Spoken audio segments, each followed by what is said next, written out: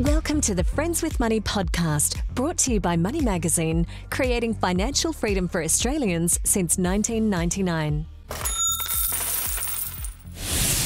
Hello and thanks for joining us for another episode of Friends with Money, Money Magazine's podcast to help you earn, save and achieve your financial goals. My name is Tom Watson, a senior journalist here at Money Magazine, and as always, it is great to be with you. Next Tuesday evening on May 14th, Federal Treasurer Jim Chalmers will hand down the 2024 federal budget, Labor's third budget since coming into power in 2022. And like its previous two budgets, this year's budget is once again being unveiled against an interesting backdrop. While the rate of inflation has eased over the past year, cost of living pressures have not gone away, nor has the issue of housing affordability. In fact, I think it's fair to say that it's become even more of a prominent issue over the past year. Now, those are only two areas that the government may be looking to address next week, but of course, there will be plenty more too. So I'm pleased to say that joining us today to give us some perspective on the wider economic context and to chat about some of the measures that we might see in the 2024 federal budget is Deputy Chief Economist at AMP, Diana Mousina. Diana, welcome to Friends with Money. Hi, Tom. Thank you so much for having me on. Oh, you are so welcome. It's great to get you on the show finally. To start us off with, Diana, just if you can give us maybe a bit of an overview, what are some of the broader economic issues, both in Australia and overseas, that the Treasurer will have been thinking about when putting together this year's budget? So the broader economic context for Australia in the past few years has actually come out a lot better than where the Treasury was forecasting it to be. And for that reason, we've seen the budget improve over the last two financial years. So in 2023 to 2024, the current fiscal year, the budget's actually likely to come out as a surplus again. We think somewhere at around $12 billion. That was after a small surplus last year. And that's thanks to commodity prices remaining elevated, thanks to strong jobs market, which means that the government's earnings from payroll taxes and individual taxes as well has gone up, and just that the general state of the economy has been stronger than they were forecasting. So it means that their revenue windfalls are higher. And the global context has actually been pretty solid as well. I mean, a lot of the concern that one of the major global economies like the US would go into a recession hasn't actually happened. Global growth has been revised up as well. So the stronger global context also helps Australia both from the import-export point of view, but also through leading to higher commodity prices, which is a big revenue source for the Australian government.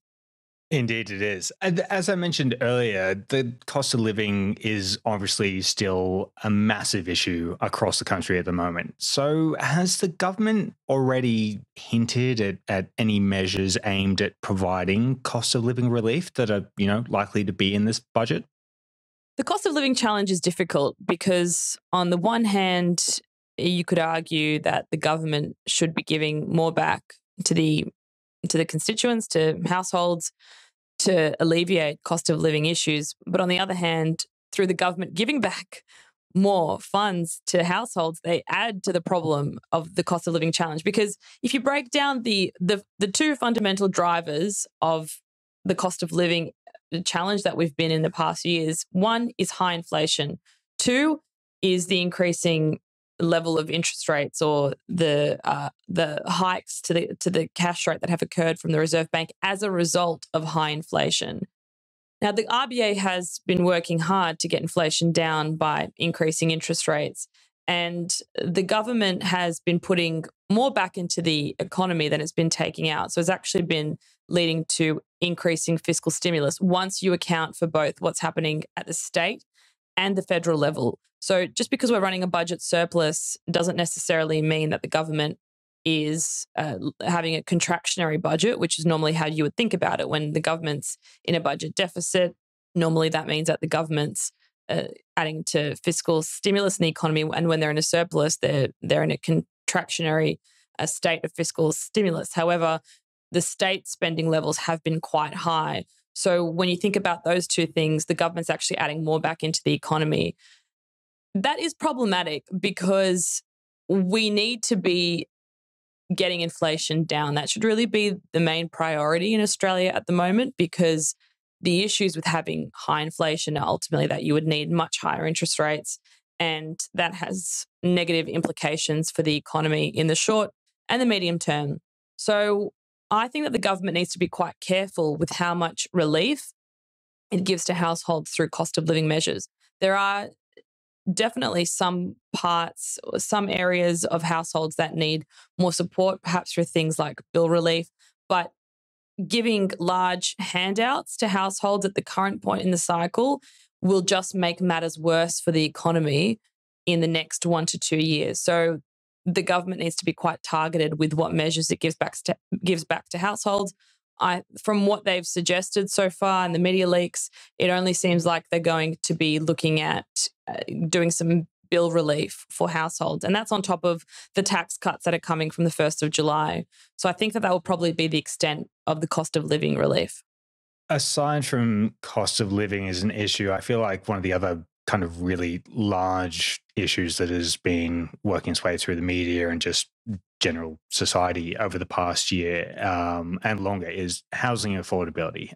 And as I said before, I think it's become more prominent recently as rent prices have gone up, property prices seem to be continuing to climb, and the issue of supply seems to have really been thrust into the spotlight in a major way recently. So is there likely to be anything targeting housing or housing affordability specifically in the budget? The government always tries to address housing affordability in some way in the budget. And the reality is that it is incredibly difficult to achieve just from a federal point of view. We need to get the involvement of the federal government, states and the local government together to really help to solve some of the issues in housing affordability. And the issues are multifaceted. So, I mean, one of the major issues has been that the government's migration targets have been way too high. We've been seeing net immigration last year for those coming on permanent and long-term arrivals running at close to 550,000 people over the year. That's way too high at a time when we're already facing quite challenging situation in housing supply, because we have had this chronic level of housing undersupply for the last decade in Australia, particularly across the East Coast. And that has just gotten worse after the pandemic because immigration is just too high for this current point in the cycle. So that is something that needs to be addressed. The government has softly tried to target that by looking at education visas and trying to decrease the number of visas that are granted to students who then often go on to stay in Australia for a long time, even though they might come in on a short-term visa. But the Treasury itself is still going to forecast, I think, about net immigration around 400,000 people over the next 12 months. Now, that's still incredibly high for Australia. I think we should be running numbers closer to 200,000 like we were before the pandemic because of the supply situation that we find ourselves in terms of housing. So that's an area that I don't think that they've really addressed properly.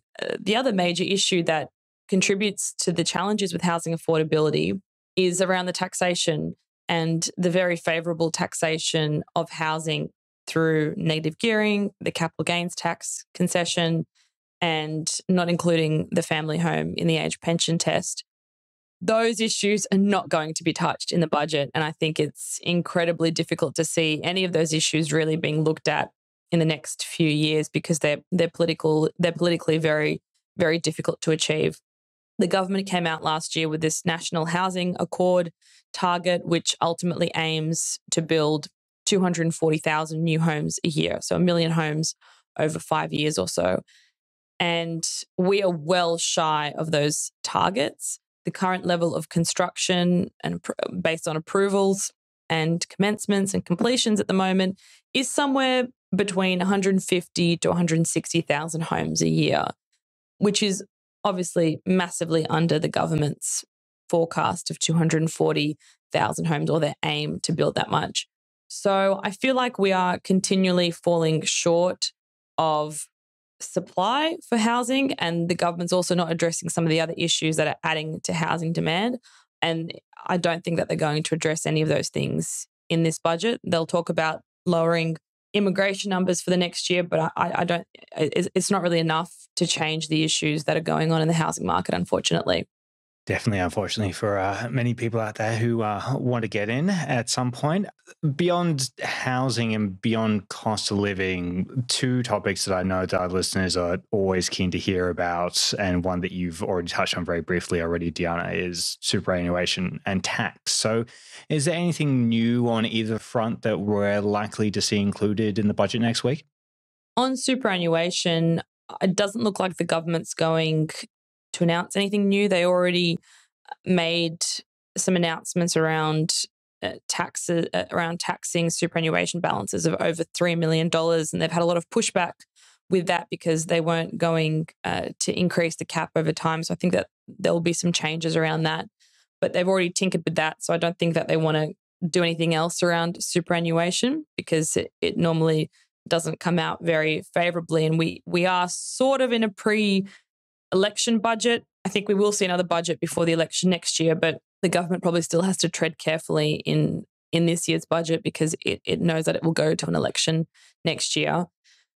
So I don't think there'll be anything around superannuation or any major changes. Around taxation, the government has continually tried to shy away from talking about tax reform or doing something around tax reform or even having an inquiry into taxation, sort of like the Henry Tax Review that we've had in the past. So I don't really see any changes to taxation in terms of personal income taxation. The tax cuts start from the 1st of July for middle and high income earners.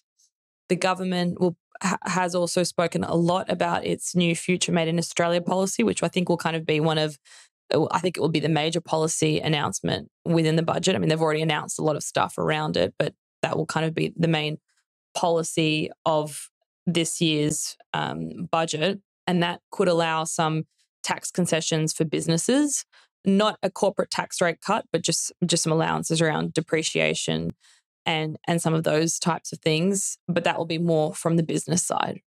Beyond those topics, Tiana, there are obviously so many different issues and measures that are going to be outlined next week. Far too many for us to preview today. But is there anything else that you'll be keeping your eye on come next week, come 7:30 on Tuesday evening? Well, the budget papers are so long and it always takes us hours to read them. So there will be plenty of stuff in there to look at. I mean, the major policy will be this Future Made in Australia policy around trying to bring some investment for business investment from foreign and domestic sources. But besides that major policy announcement, some cost of living relief. I think the government will also try to give some more allowances to the green energy sector, which they have in the past few budgets, some more, and there'll probably be some more goodies in there for green energy. Maybe something around apprenticeships, trying to decrease youth unemployment rates, which are starting to creep back up despite the unemployment rate nationally being quite low. They'll probably have to do or mention something around domestic violence, given the issues that we've had in the past few months around domestic violence issues towards women in Australia. Maybe some more focus on infrastructure spending as well and trying to reduce the national infrastructure pipeline so as to not to add to inflationary pressures. That will be something else that I'm watching because that has implications for housing investment and development as well, and obviously for inflation. Well, 7:30 p.m. next Tuesday night, as I said, I'll be in the lockup digging through those very long papers, as you mentioned before, Diana. But thank you so much for coming on the show. You've made me feel a lot more prepared for next week than I was before. So it's been a pleasure having you on, and we'll look forward to having you on next time as well. Thank you so much. It's been a pleasure to talk to you too. That's it for this episode of the Friends with Money podcast. But don't forget to jump on our website at moneymag.com.au for your daily dose of financial news, or you can go grab yourself a copy of the latest edition of Money Magazine in all good newsagents. As always, Friends with Money will be right back in your podcast feed next week. So until then, I am Tom Watson. Goodbye for now. Thanks for listening to the Friends with Money podcast. For credible, independent and easy to understand financial commentary, visit moneymag.com.au. Please remember that the views and opinions expressed in this podcast are general in nature, and further independent advice and research based on your personal circumstances should be sought before making an investment decision.